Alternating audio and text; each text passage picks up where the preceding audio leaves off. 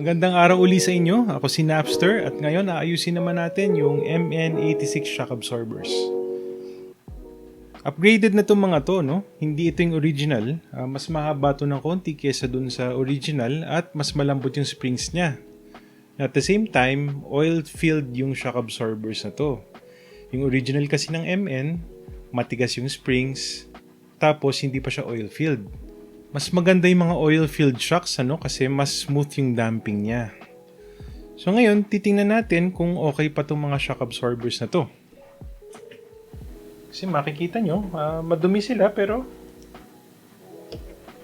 maayos naman yung andar, Pag pinindot mo, wala akong nararamdamang rough.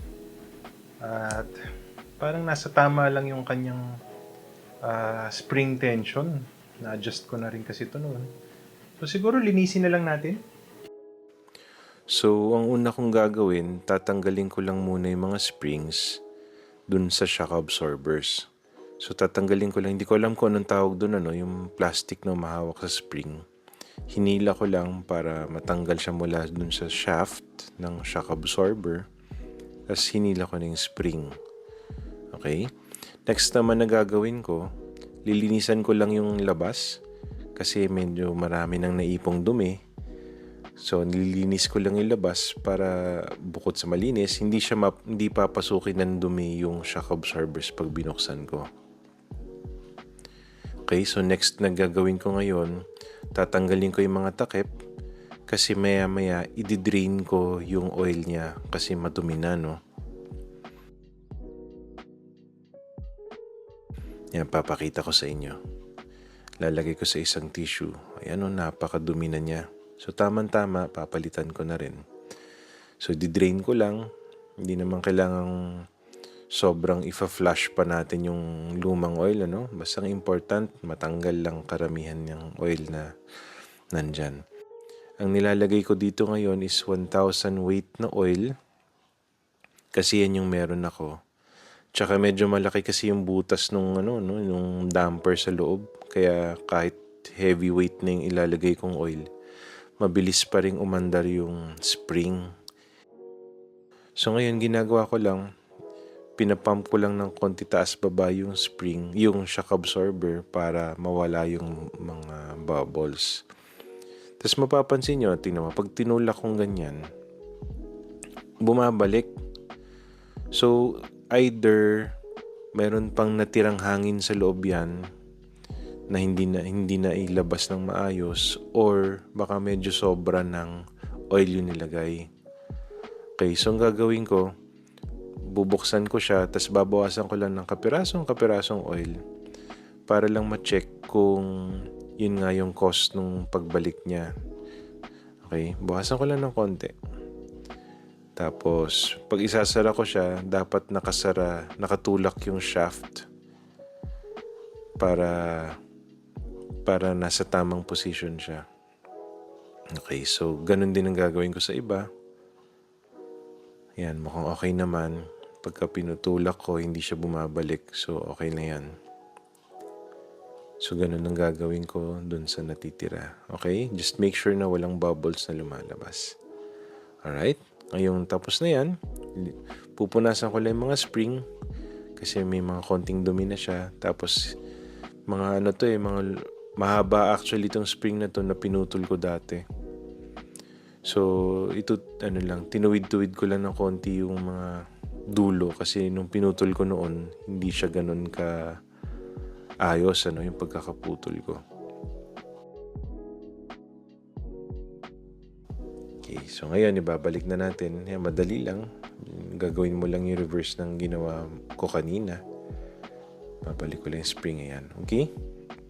So, ulitin ko yan dun sa 3 pang shocks.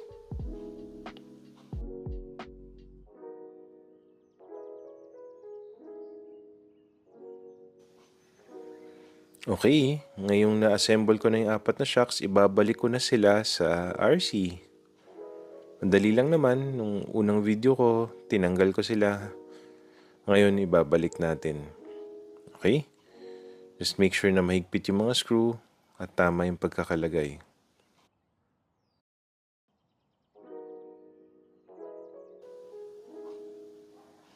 Okay, so gagawin din natin yan dun sa tatlo pang shock absorbers.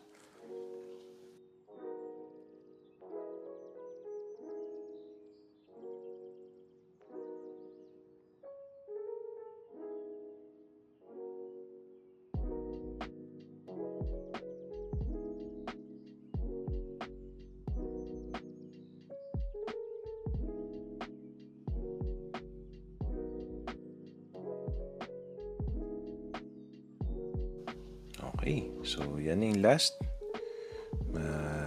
Kakabit ko na ngayon yung steering link. Hindi ko na ikabit dun sa previous video. So ito yung link mula sa kaliwa papunta sa kanan. Kakabit ko lang siya kasabay na nung link naman mula sa servo papunta sa steering knuckle. So yan, pagsasama-samahin ko siya. Yan, medyo ina-adjust ko lang. Ayoko kasi may nakalawit sa ilalim na screw. Nakakasugat yun pag nasagasaan yung paa mo.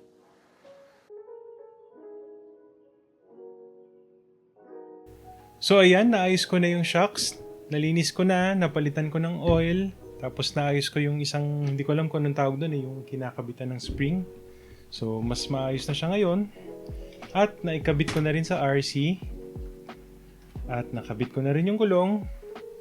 Nakuha ko yung wheelbase na hinahanap ko, no? Kaya masaya ako.